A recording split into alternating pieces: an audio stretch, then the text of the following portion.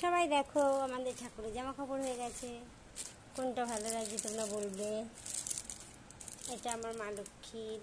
দেখো মা লক্ষ্মীর একটা, দুটো, তিনটে, দেখো একটা, চারটে, এই একটা, পাঁচটা। মা লক্ষ্মীর 5 দিনের 5টা হয়ে গেছে। এটা হচ্ছে আমার মা মনসার। এই একটা,